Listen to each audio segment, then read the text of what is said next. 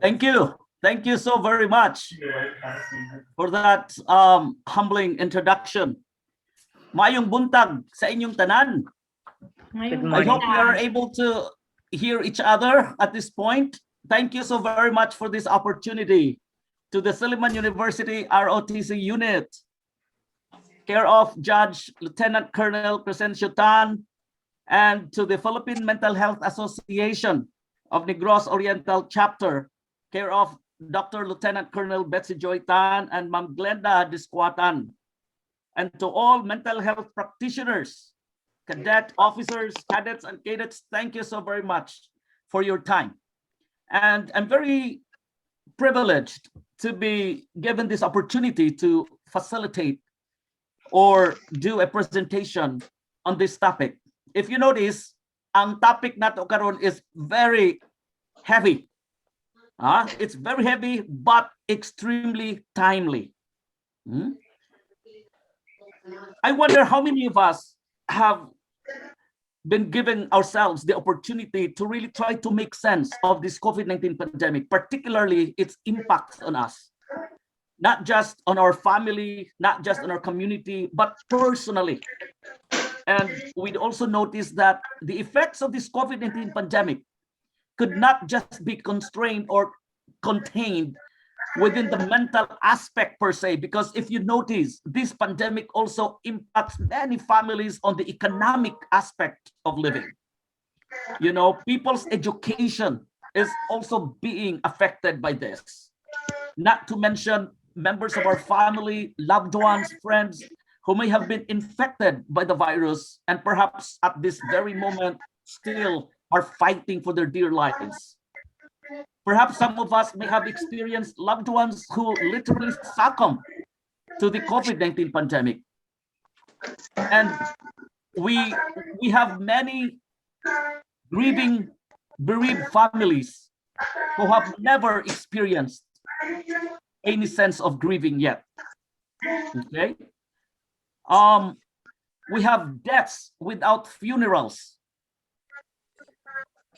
We have lonely deaths.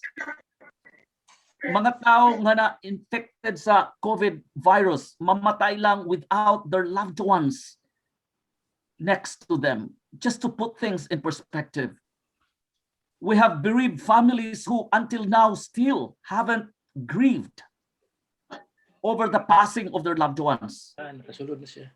Mao nga, kung mamatay ka during this time, that would be extremely difficult, especially when it comes to the grieving process. You could not even be there for them to console, to support each other, to extend this physical touch. And we are all wired to be there, physically intimate and present to one and all.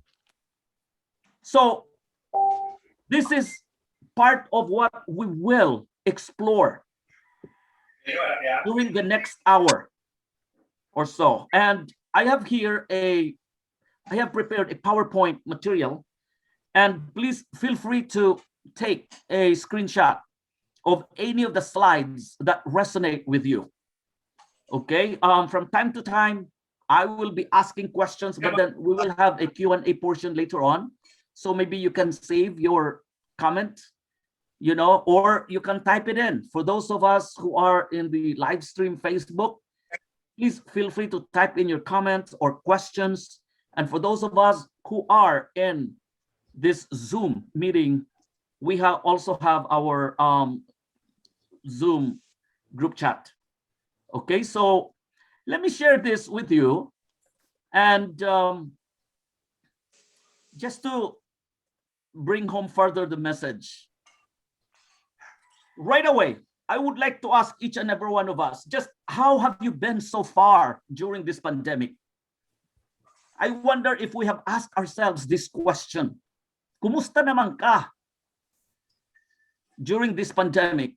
How does your anxiety or stress manifest during this pandemic? Have you been impacted by this pandemic since last year, which until today you continue to suffer from? And how have you been coping so far? So I would like to invite each and every one of us to right away start thinking and reflecting on these questions as we move along. I think it's very important that we are able to address these questions ourselves. And just to put things in perspective, COVID update, before we delve into the meat of our topic. So as of April 9, here in the United States, it's still April 9 here. You're ahead by 12 hours. Total cases is already 840,554, with deaths reaching 14,520. And then worldwide, the total cases have already reached 134,695,818. Just to put things in perspective, with deaths almost reaching 3 million. These statistics alone, for many, is enough to cause so much stress and anxiety. And the problem with this pandemic is we still don't know when exactly this will end. Right? That's really true. And that is what's causing so much mental anguish and mental problem with many, even Filipinos, because we don't know when this will end. Okay man unta if we have this problem and then we know that by next month it will be over. So at least we can program ourselves, we can prepare ourselves. But with this pandemic that has been persistent, and if you notice today in Manila, there is now a surge. And there have been days when the number of cases even were worse than last year. Yes, thank goodness that many of us, many of you perhaps, some of you have already been vaccinated, but we need to expedite that. We need to expedite that.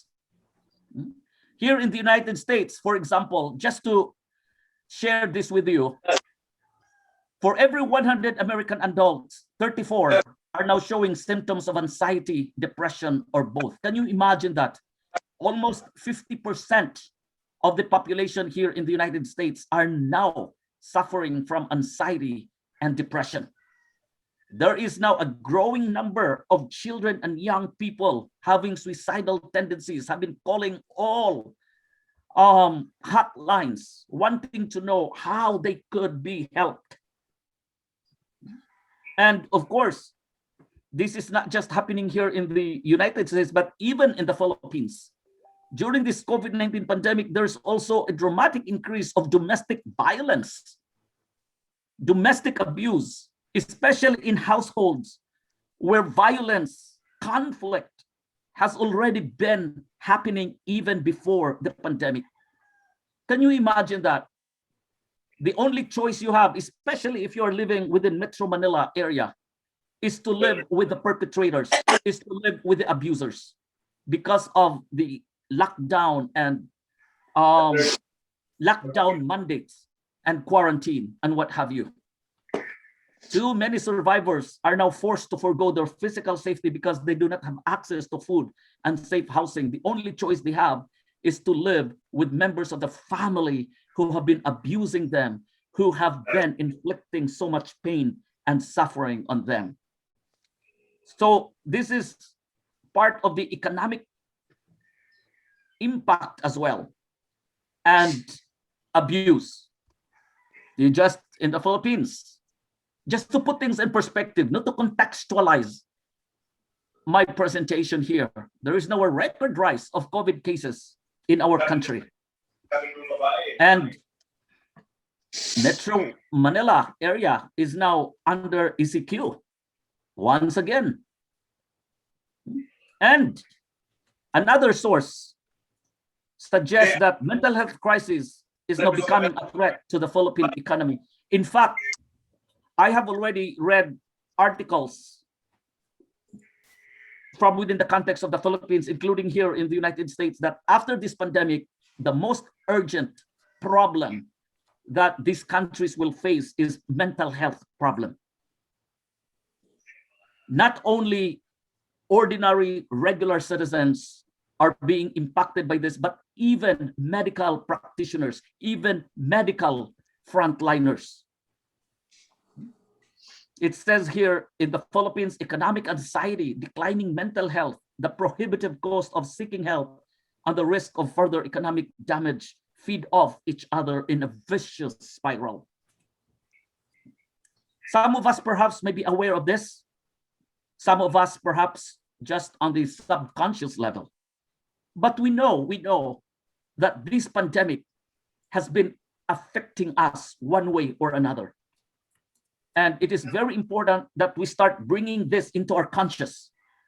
It's very important that we start naming and assign labels to this, just so to have that sense of control over the effects of this COVID-19 pandemic on us. Here's another source, Philippine Daily Inquirer. Pandemic of Despair calls SWAMP Philippine Health Mental Care Hotline. And it says the number of Filipinos who said they were suffering from depression or were gripped by anxiety since the government placed many parts of the country under quarantine had increased fivefold. And they had bombarded the National Center for Mental Health with hundreds of calls for help. The center's medical chief said, this was in fact last year, but then we knew that this is now increasing every single day. People are now becoming more and more desperate. People are now becoming more and more anxious and feeling so unsafe and insecure about their life and survival because of this COVID-19 pandemic. In this another source, for example, there's now a viral call for help from suicidal Filipinos. This is according to Asia Times.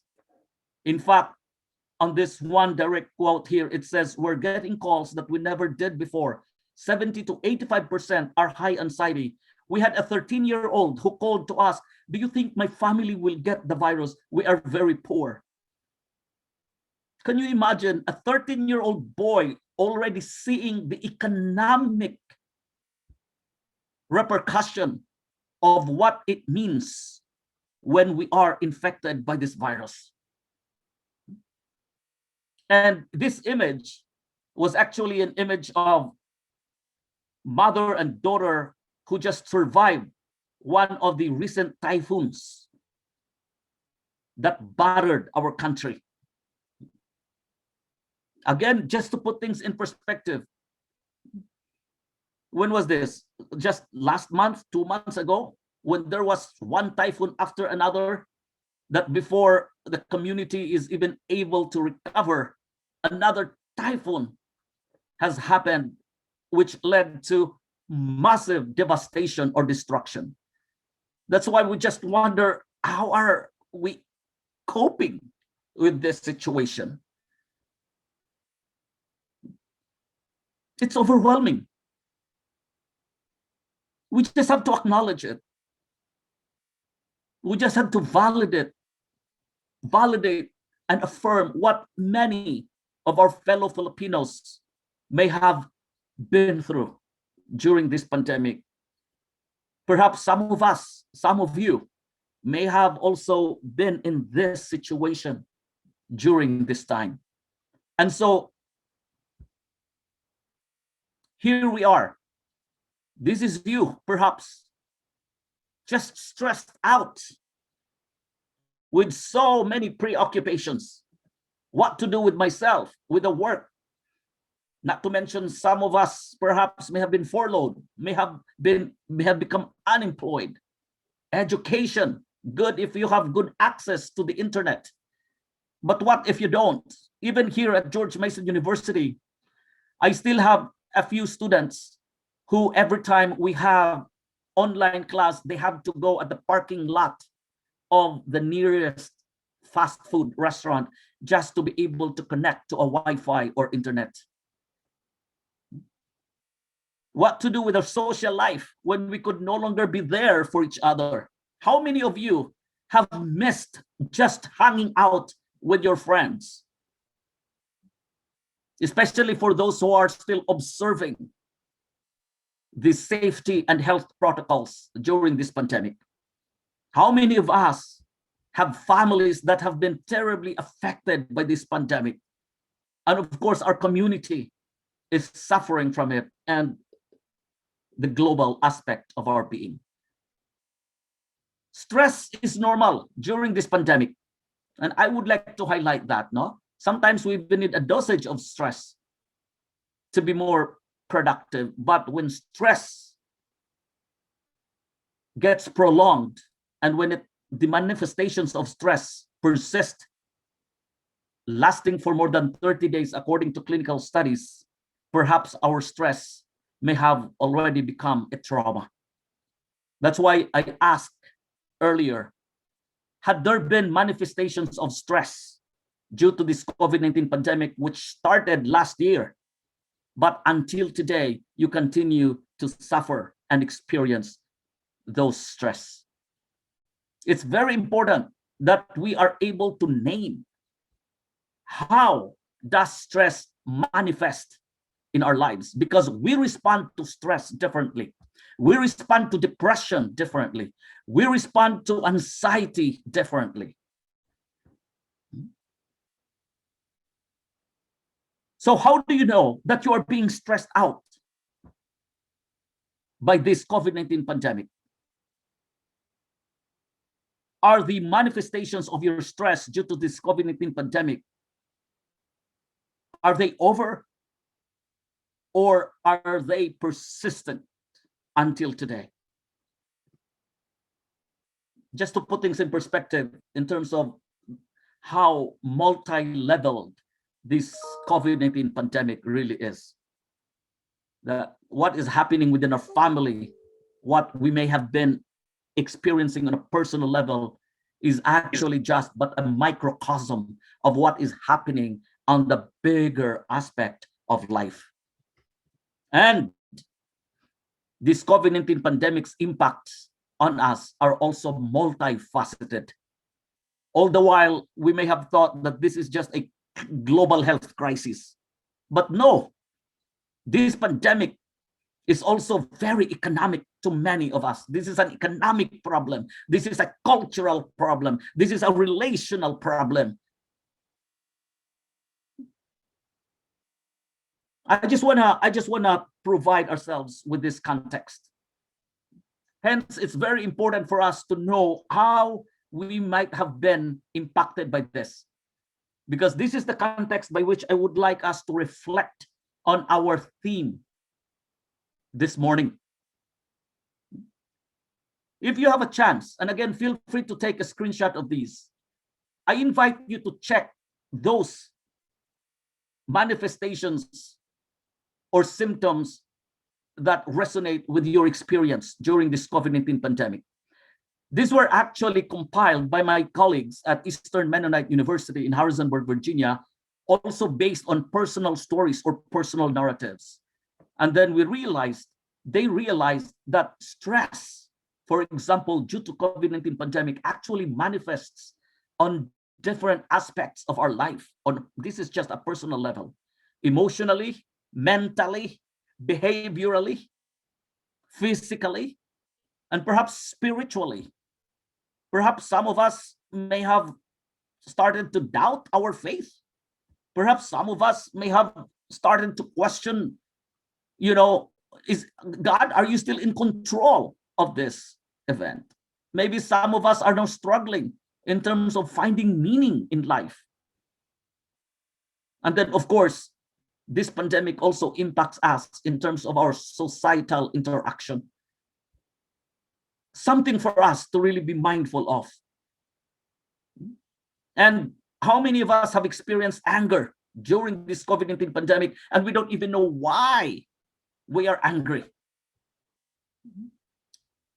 Anger is normal, okay? Anger is a normal, it's a feeling signal that suggests that something is not right, something needs fixing.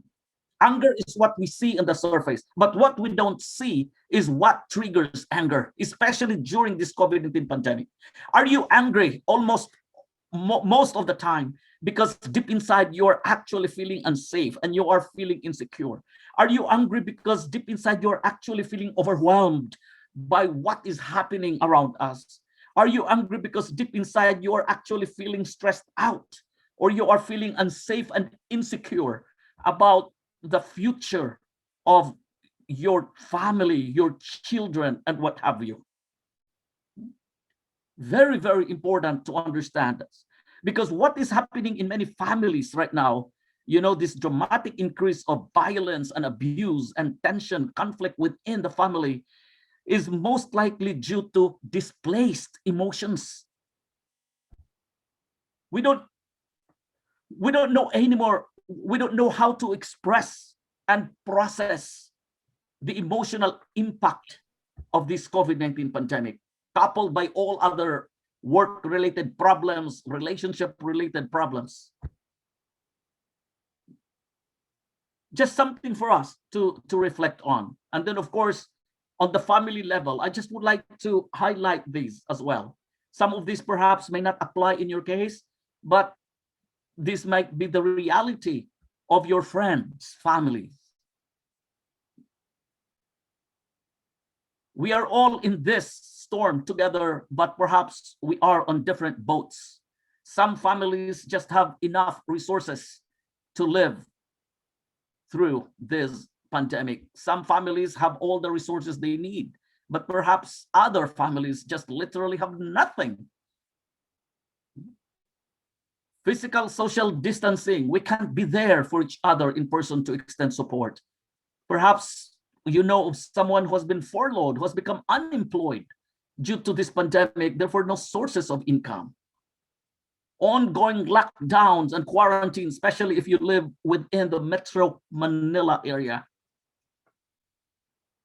Deaths of loved ones, and we could not be there for each other.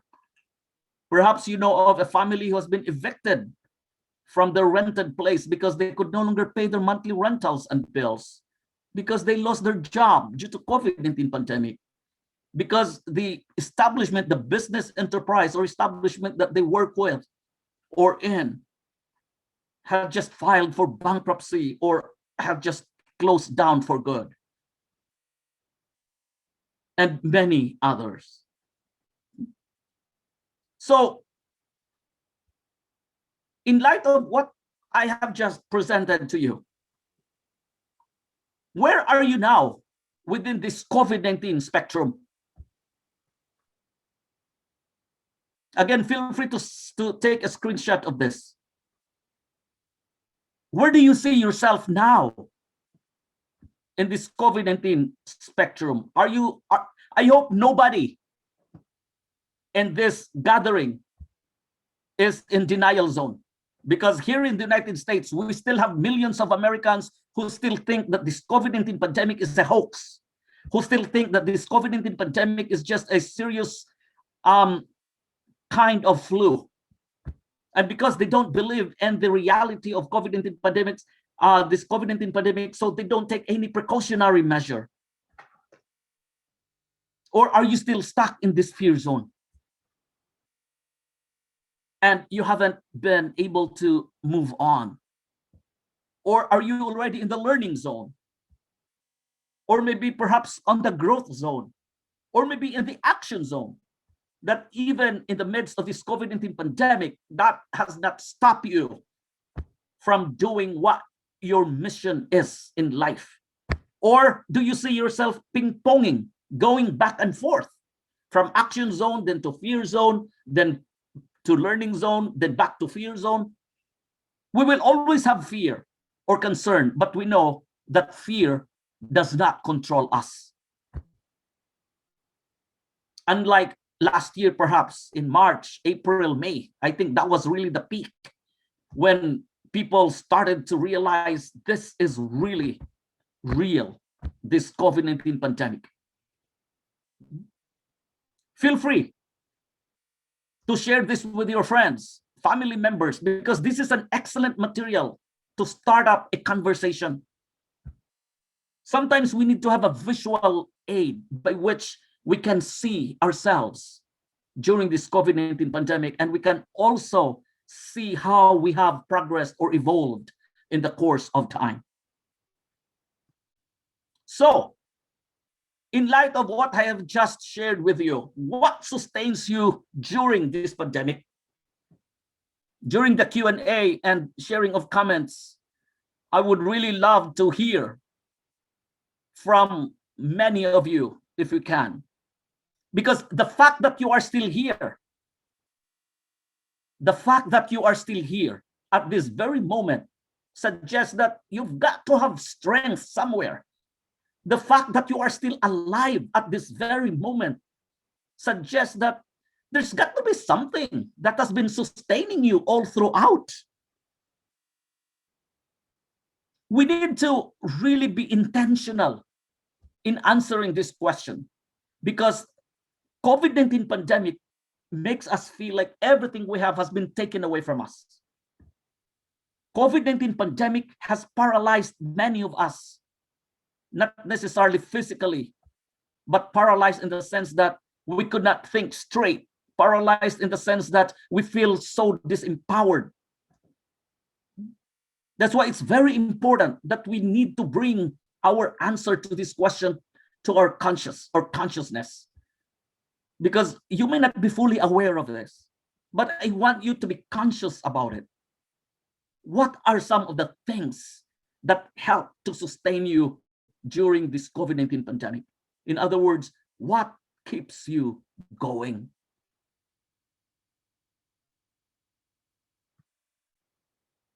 Has your faith or spirituality been instrumental in sustaining yourself through this COVID-19 pandemic? If so, in what ways?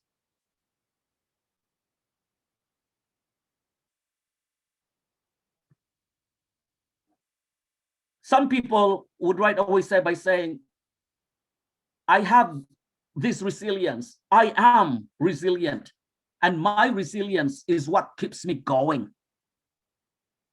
And psychologists, based on this source here, I took this from the American Psychological Association, define resilience as the process of adapting well in the face of adversity, trauma, tragedy, threats, or significant sources of stress, such as this COVID-19 pandemic.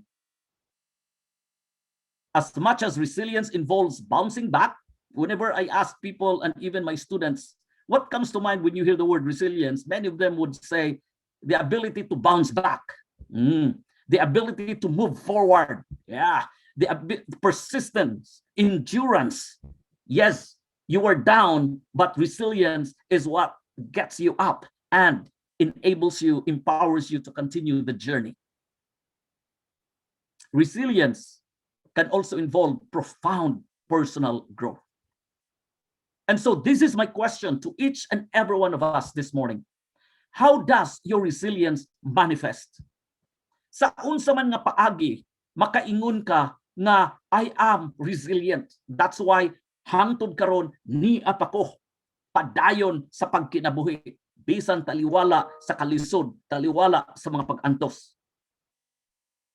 This is a powerful question we need to ask ourselves, especially during this COVID-19 pandemic.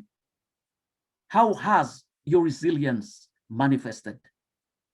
If resilience is what keeps you going, is what sustains you, then sa unsa man nga paagi, makaingon ka nga yes, you are resilient.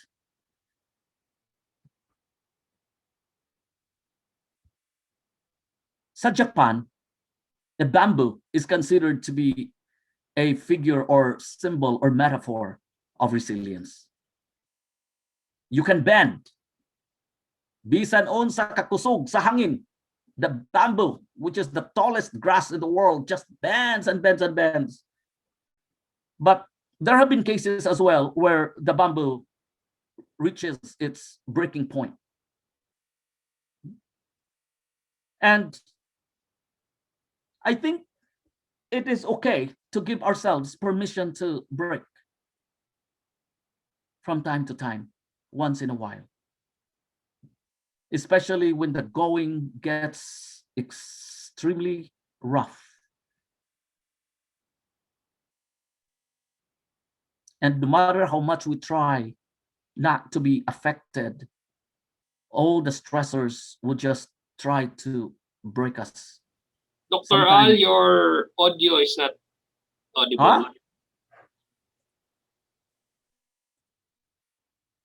I'm sorry?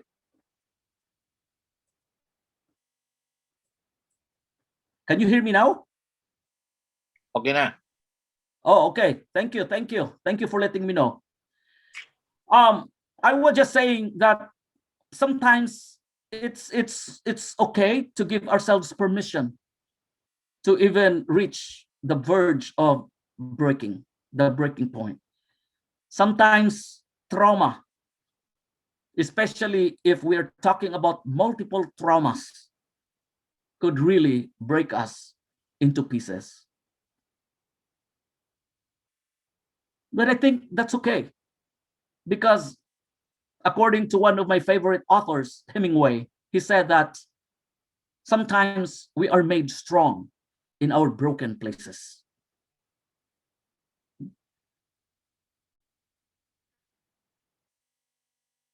And when I remember asking my students here, this same question, what sustains you? What keeps you going? And see for yourself which of these may apply to you, and you could basically add your input here. When I ask my students, for example, and many of my colleagues, what sustains them, what keeps them going during this COVID-19 pandemic, many of them said their family and friends, which comprises their support system, or which comprise their support system. Their faith is what sustains them. Their studies, their work, having hope in the future. And when I asked parents what keeps them going, many of them would say, Al, we live for our children. I live for my children.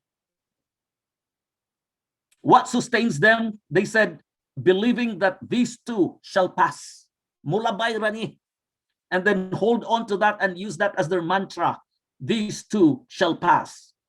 And then many, if not all of them, regardless of their religious affiliation, say, God keeps me going.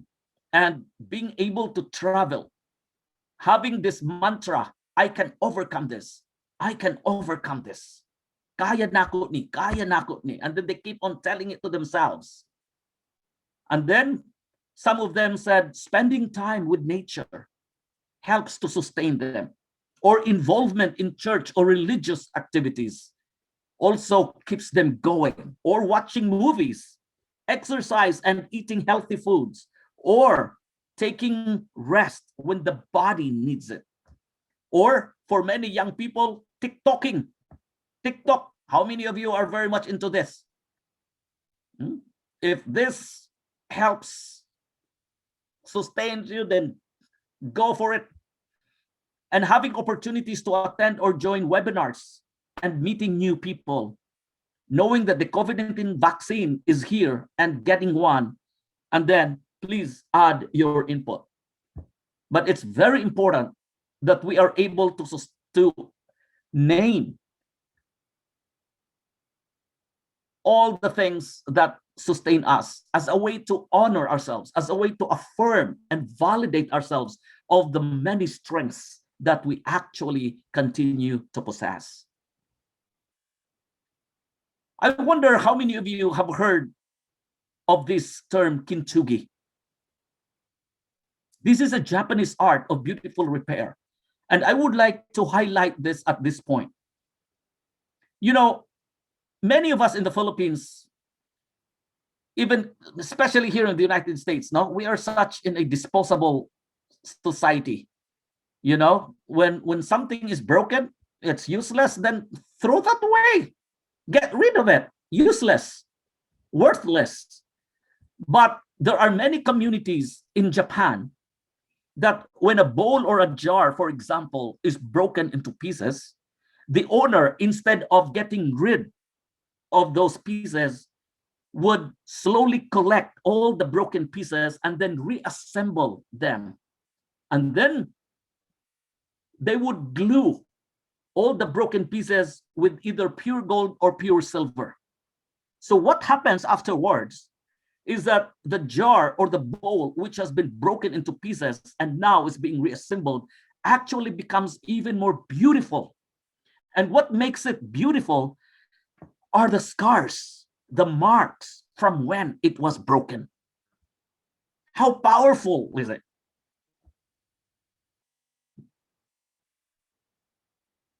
In fact, this Kintuki, this bowl right in front of us, actually becomes even more expensive than what it was before. For many, it has become a collector's item. Unya, maulag ito, akong giingon, ang nakapanindot ani, kadtong iyang mga cracks, kadtong iyang mga scars, kadtong mga scars, samtang this jar was broken into pieces. And I would like to highlight this at this point, especially for many of us who may have experienced so much pain and suffering and challenges and difficulties during this COVID-19 pandemic, that actually life can even become more beautiful, can even become more meaningful and more purposeful after this pandemic.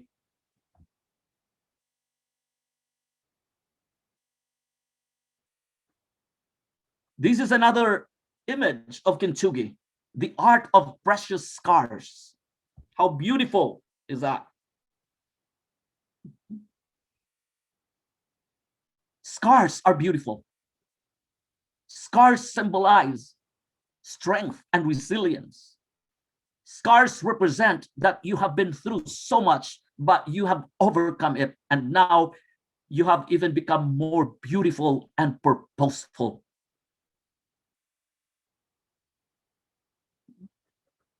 And I think resilience helps us to mend our scars. And sa Philippines, mao ni atong version sa Kintuki. Especially that many of us have now become plantitos and plantitas. No matter how broken you are, you will always find a way to rebuild yourself. How about that? It actually has new meaning and new purpose.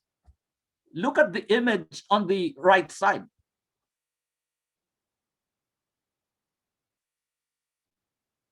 So now we realize that the stress or trauma that resulted from this COVID-19 pandemic could actually also become opportunities for growth.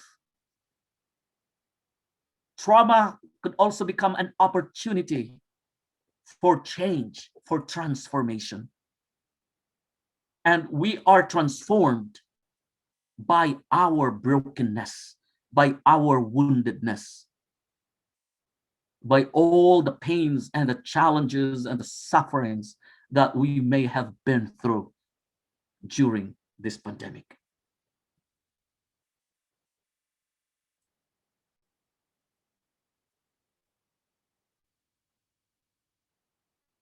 Have you turned this COVID-19 pandemic into a catalyst for change and transformation? This is another powerful question that I would like to ask each one of us. Or have you allowed this COVID-19 pandemic to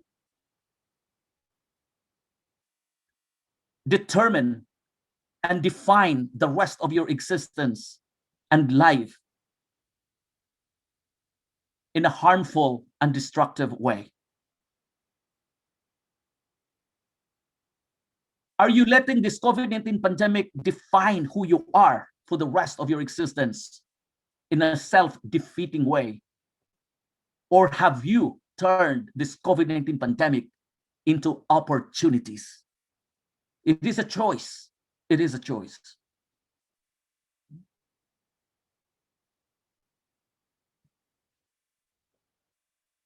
And I would like to share this with you in terms of how we can possibly turn this pandemic into a catalyst for change and transformation, because there are prerequisites.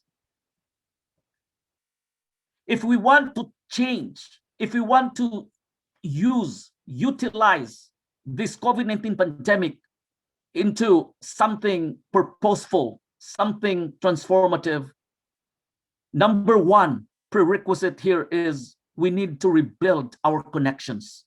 Because this COVID-19 pandemic, whether you like it or not, whether you agree with it or not, disconnects us. This pandemic has disconnected us. It is a fact. That's why many struggle mentally. Can you imagine those individuals who already have mental problems before the pandemic and how it has been exacerbated? The fact that the only choice they have, especially when there is a mandate to quarantine or lockdown, the only choice they have is to stay put. And no amount of video calls or phone calls could suffice the inner longing to be there for our friends, for our loved ones physically. I just would like to emphasize that and to bring this into your consciousness that this COVID-19 pandemic really has disconnected us. Yes, thank you for this, for the advent of social media. Yes, we are still able to talk to each other and have this event like what we are doing right now. But can you imagine if we really are having this in-person, face-to-face gathering? So it's very important that we once again prioritize our relationships. Maybe join a group, a new group. And then another prerequisite or requirement for us to be able to transform this COVID-19 pandemic into something positive and constructive is basically to foster wellness. One of which is taking care of ourselves. There's so much stress on all levels. Many are experiencing extreme anxiety. Many are suffering from either mild or deep depression. That's why if we still have the agency to help ourselves, please, if not, reach out. If not, be mindful of our fellow human brothers and sisters. Know the signs of depression if we can. Let us be there for each other, because we know, for those of us who have experienced depression, you know that even to dial a number and call a friend is already too much of a burden. You know that because sometimes it's easy for us, no, to advise someone who is experiencing or suffering from depression. Hey, just pray. Hey, just sing. Just watch a movie. It's very difficult because even to do those things, you know what? Even to do those things require energy, require effort. And depression, that is one of the casualties of depression. All the energies and sources of inspiration that you have seem to have gone. And then practice mindfulness. That's why we also need to really help ourselves in this. We have our responsibility to help ourselves. Maybe journaling, or maybe doing some new spiritual practices, whatever forms that might be. Prayer, meditation, you know, at least sa Dumaguete, you are near the beach, you are near the mountains, you are near Mother Earth. Take advantage of being part of the natural world as a way to practice mindfulness, and just be mindful of how interconnected we all are, the human population and the natural world. And then the third that I would like to highlight here in terms of turning this COVID-19 pandemic into a catalyst for change and transformation is finding new purpose. I call this survivor mission. In fact, I just posted this on my Facebook today. To me, being able to facilitate different webinars is an expression of my survivor mission, expression of my gratefulness for having survived this COVID-19 pandemic. Survivor mission is crucial. That's why I would like to ask each and every one of us, do you have a new mission or purpose or aspirations in life, having survived this COVID-19 pandemic?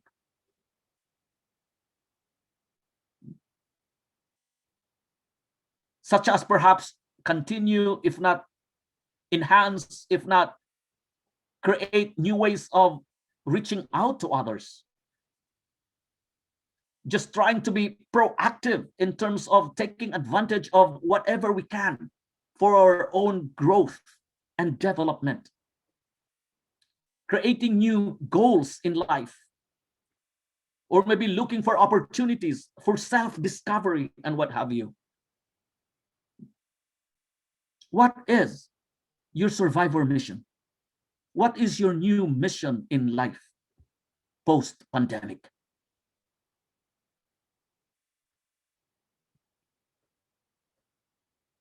And number 4, and the final item here is that if we want to turn this COVID-19 pandemic into a catalyst for change and transformation, then we also need to embrace healthy thoughts.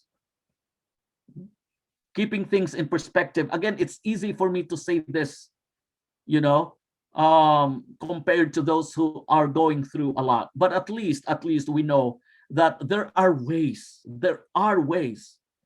by which we can turn this pandemic into something positive, productive, and constructive. I know many of us have already discovered new things within ourselves.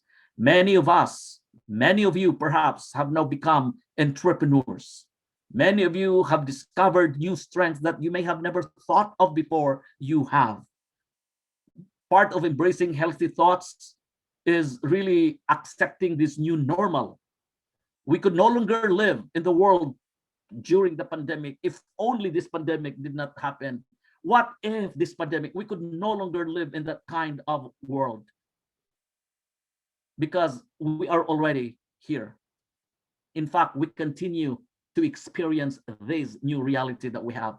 But how we interpret this pandemic, the meanings that we associate with this pandemic, that we still have control over.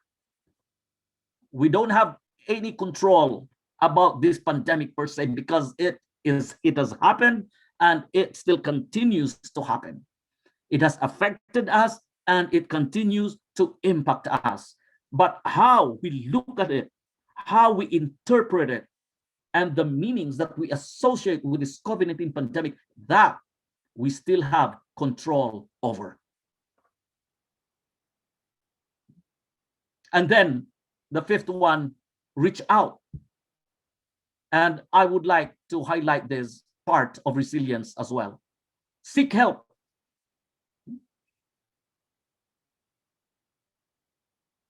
Reach out to friends. Seek mental health professionals if you can, psychologists, counselors. If not, then approach someone whom you could talk to, because exemplifying, nurturing our resilience, turning this pandemic into a catalyst is a social process. It never happens in isolation. No matter how introverted you may feel about yourself, the process of turning this pandemic into a catalyst for change and transformation, the process by which we can continue to nurture our resilience, is a social phenomenon. We always need someone to talk to cry on, to lean on, to be with. And I would like to highlight here, maintaining a sound mind, a sound body is multi-dimensional.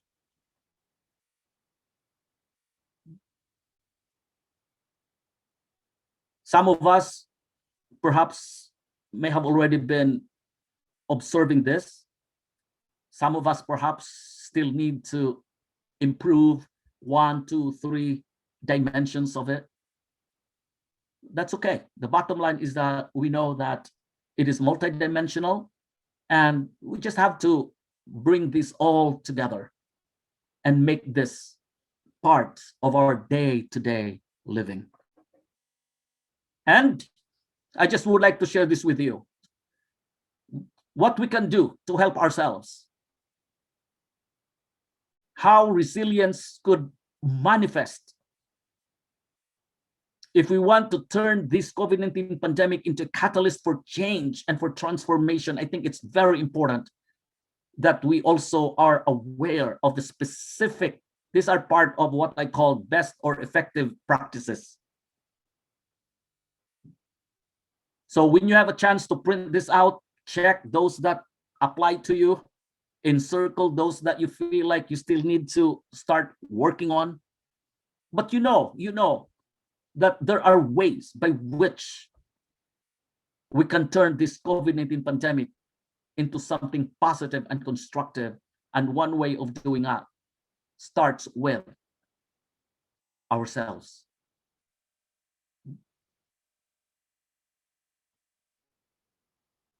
Many of these, if not all of these, are actually practical suggestions. Some of these perhaps need to be facilitated by a professional clinician or therapist or counselor or psychologist or social worker. But the bottom line is that there are things that are actually within our reach. If we want to sustain ourselves during this COVID-19 pandemic, we also have a responsibility. And that is to practice this.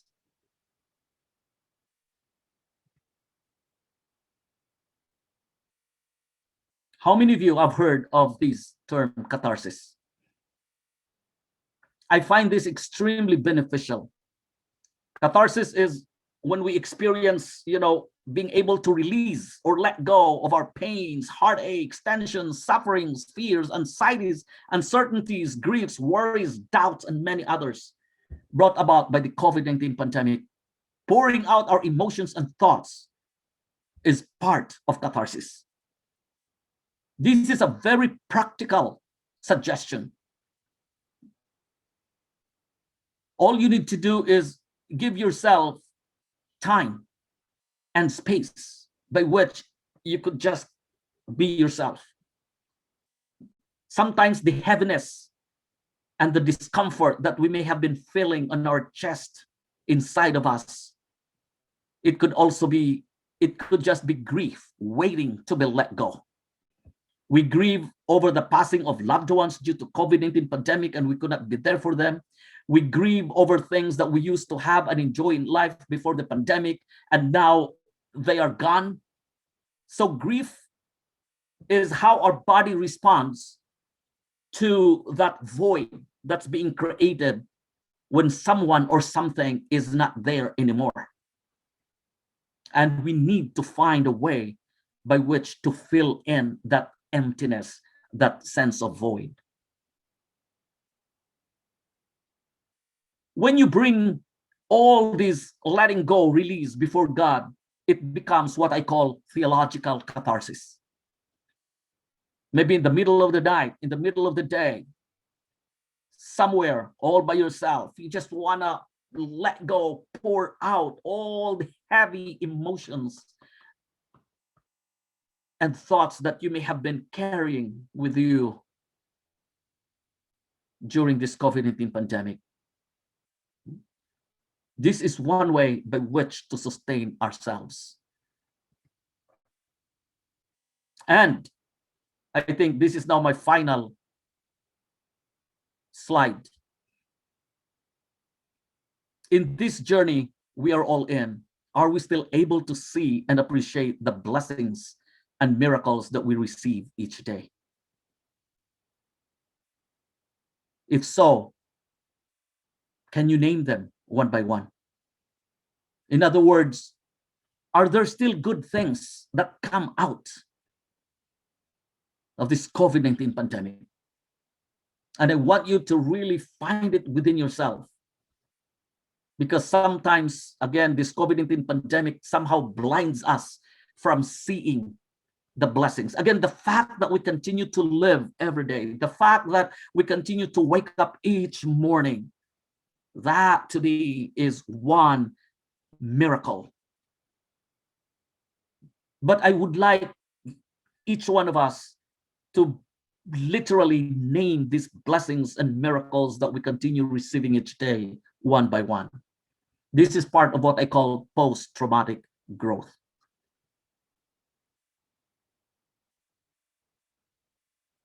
As a way to close, I would like to invite each one of us to please reflect on this question and your answer to this question, because that will be a manifestation by which we are turning this COVID-19 pandemic into a catalyst for change or transformation. In what ways are you experiencing growth during this COVID-19 pandemic? In what ways has this COVID-19 pandemic also benefited you, your family? This is pretty subjective. That's why I would rather leave to each one of us our articulation and in response to this question. But I want you, and I invite you to really find it within ourselves. How has this COVID-19 pandemic become an opportunity for growth, for progress, for development? What blessings and miracles do we continue to receive each day, even amidst this COVID-19 pandemic? Thank you very much.